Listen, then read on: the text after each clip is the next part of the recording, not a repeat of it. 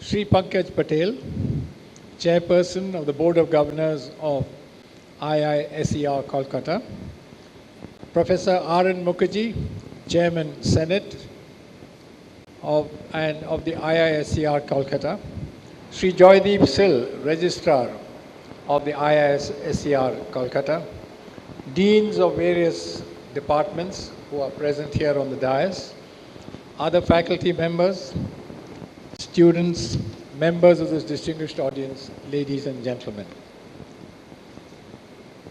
Let me begin with an apology. I've had to take off my cap, not exactly doff my cap, because the cap doesn't fit me. I can understand the graduates who are passing out today having a swollen head. I don't know why the chief guest has a swollen head. Anyway, for that reason, I've had to speak without my headgear. Dr. Mukherjee, thank you very much for the privilege of addressing the first convocation of the Indian Institute of Science, Education and Research, Kolkata. I'm also delighted to have the opportunity to be part of an audience filled with such bright young minds who hold the future of our country in their hands. My heartiest congratulations to the 3 batches who are passing out today, and I wish them a very great future in the glorious service of our motherland. At the outset, may I take this opportunity to commend Founder Director, Professor Sushanta Dattagupta, and the current Director, Professor R.N. Mukherjee, for their tremendous efforts and the work they have put in building up the IISER Calcutta, literally brick by brick. There have no doubt been some teething problems, but this only highlights the efforts that were needed to ensure that the IISR comes on stream. I would like to therefore place on record my appreciation, and I'm sure the appreciation of the government, for the work put in by these 2 redoubtable personalities to bring IISER to its present state. Young students, I shall begin by repeating what was once said by one of our most prominent scientists, the nuclear scientist Homi J. Bhabha, who observed, and I quote, "No country which wishes to play a leading part in the world can afford to neglect pure science and long-term research." Quote ends. Science is often referred to as one of the greatest blessings for humanity, which has helped transform our lives from impossible to possible.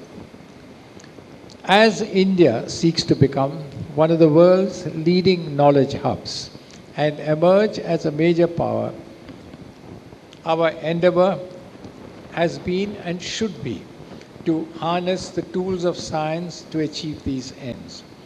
We need science not only to establish ourselves as a knowledge hub, but also for our growth. Given our youthful demographic profile, we do have an excellent opportunity, provided we perceive education as not filling of a pail, but the lighting of a fire, to quote the famous British poet W.B. Yeats. The first step, as the director said just now, is therefore to impart quality science education to create a whole new generation of scientists who can then take on the world. Next, we will need to be in the forefront of scientific research and in the process demonstrate a willingness to break down traditional barriers, embark on interdisciplinary research, and move towards greater collaboration across countries and continents with regard to scientific pursuits. It will be equally important to keep alive the spirit of inquiry and develop a capability to, and I quote, challenge the unthinkable. Young students, throw your minds back to 2011, and I'm sure you will recall the tremendous excitement in the global scientific community when scientists at CERN in Switzerland indicated that they were planning to challenge the unthinkable, namely challenge Albert Einstein's theory of relativity. Ultimately, however, CERN's challenge fizzled out, and the faster-than-light neutrinos proved to be a mirage. Yet, it demonstrated that for the dedicated scientists, nothing is improbable. So should it be for young scientists like you. Coming to science and scientific pursuits, scientific progress in India, it is true, has often meant dwelling on our past. This is justified, no doubt, up to a point, for there is a great deal we have cause to be proud of. Our scientific legacy from the days of the Indus Valley civilization, or even earlier, is second to none. For instance, scientists belonging to the Indus Valley or Indus Valley period had evolved systems for technical standardization, enabling gauging devices to be created to be used in angular measurements and measurements for construction. The earliest known dry dock in the world was at Lothal.